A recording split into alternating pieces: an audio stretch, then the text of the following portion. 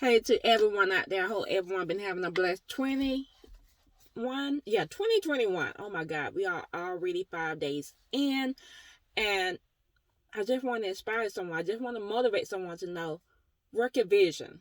Um, Habakkuk 2:1. This is something that I talked about before. To write the vision and make it plain. But one thing that some people may not always do or get a chance to do because they don't think about it or it don't occur to them is to work the vision. And what I mean by that, if God had said, well, I promise you a home, and you know what, I have my scripture, I have my vision of my home, I have it printed out, I got the scripture that lines up with getting a home being provided for. But have you ever thought about if possibly if you could do a virtual tour, go to open houses, go to different events that talk about being a homeowner. Start envision yourself walking through the process or going through it, knowing what you may want in a home. And God said, well, you're going to get a car. Go test drive the car that you asking God for, or the one that God put on your heart that you will receive. Go start test driving.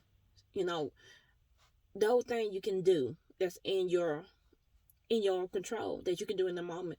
If God said, well, you're going to be the CEO of a company, and you say, well, God, I'm not even in that type of field. I'm not even having that business mindset. Well, sometimes what you can do, you might can dress up as a business person, or you might be able to start looking at YouTube videos or doing something to envision yourself in that position. I mean, you have to start somewhere with the tools that you do have before you. And in today's time with the internet and YouTube, Google, Facebook, all these social media platforms, that you can get an idea about what you want to step into and what God is leading you to. If God said, well, I want you to be a cooking, well, not cooking, a chef, you can go get an apron and start practicing cooking in the kitchen. If God said, well, I'm going to call you to own your own business like a hair salon or nail salon, you can start researching on what is the maintenance requirement, what is the code to start owning your own business in those type of fields. Start preparing your mind, start working the vision to your benefit.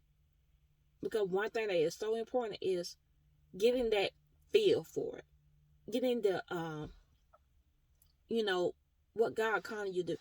Learning to walk in that position, to walk in that ministry that He calling you to.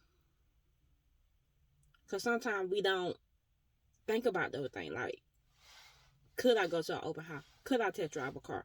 Could I be one that, go get, maybe business plans, nonprofit plans? Start networking with other people that may be already in that field, so you can get an idea of what you be walking into.